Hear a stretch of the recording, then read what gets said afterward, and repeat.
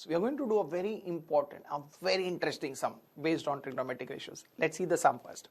It says if cot theta is equal to 7 upon 8, evaluate, that means find the value of 1 plus sine theta into 1 minus sine theta upon 1 plus cos theta into 1 minus cos theta.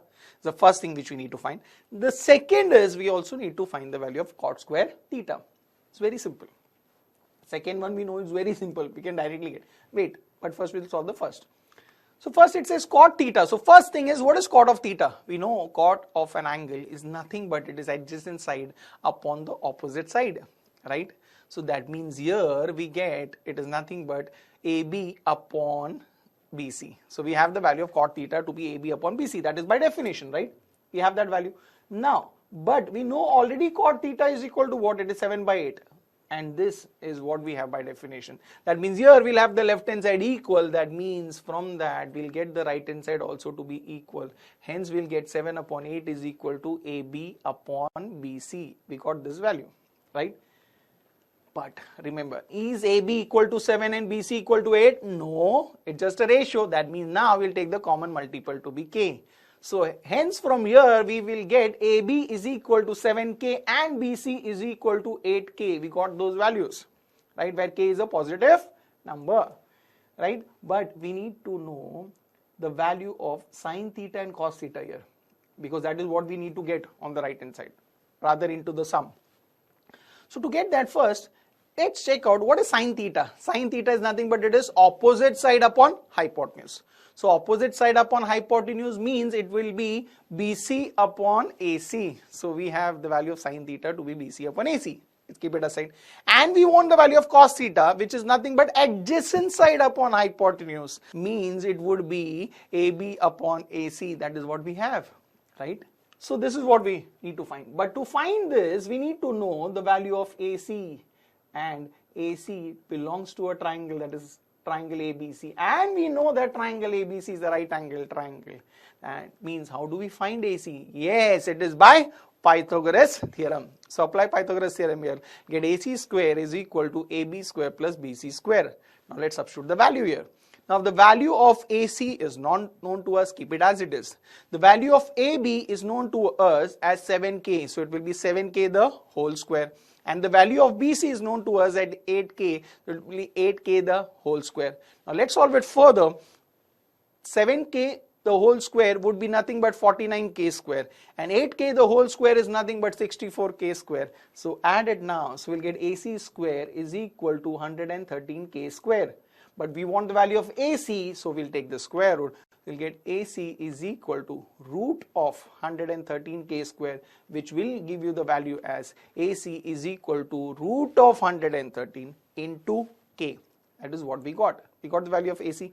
Now we can find the value of sine theta and cos theta. Very simple. So let's say sine theta is equal to BC upon AC. That means it is going to be 8K upon root of 113K. K and K gets cancelled. We get sine theta is equal to 8 upon root of 113. That's the value of sine. Same way now we find the value of cos. Now we know cos is nothing but it is equal to AB upon AC. The value of AB is 7K and the value of AC is root of the 113K. So now here we have K and K gets cancelled. We get cos theta is equal to 7 upon root of 113. We got the value of cos, right? Now we need to substitute this value because we have to find this value of this algebraic expression. So now we substitute the value there, 1 plus sine theta into 1 minus sine theta. We substitute the value of sine theta in that given expression and the value of cos theta in that given expression. Now let's see how to solve this. If you look at the numerator, identify that algebraic expression. Isn't that in the form of, observe, if I take the first one as A, the other one as B, so isn't this in the form of A plus B into A minus B? Yes. So what is that expansion? It is nothing but A square minus B square. So let's apply that in the numerator. So it would be A means 1 square, that is 1, minus B, that is 8 upon root of 13, the whole square, right? Same way, if you see the left denominator again, isn't that in that form, in the form of A plus B into A minus B? So it will be written as A square minus B square. So we again do that in the denominators. We'll get it as 1 square, that is 1, minus 7 upon root of 13 the whole square. Let's solve it further. In the numerator it would be 1 minus 8 square is nothing but it would be, right? So it would be 8 square upon the entire thing. Now when we have fraction upon fraction, remember, bring it in the horizontal form first. So we write it in the horizontal form rather from the vertical form. Now solve it further. So it will be 8 square is nothing but 64. Root of 13 the whole square is nothing but 113. Same way do it in the next, right? So we'll get it as 49 upon 113. So now in the first bracket we need to take the LCM.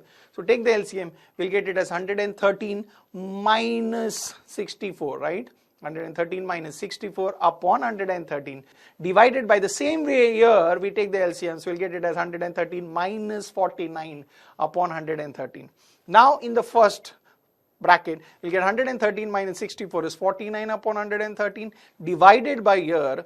Now since this division is going to get into multiplication, we'll take the reciprocal. So it will be 113 in the numerator upon the subtraction there, which will be 64. So here 113 and 113 would get cancelled and we'll get the answer as 49 upon 64, and hence we get the value of that particular expression to be 49 upon 64.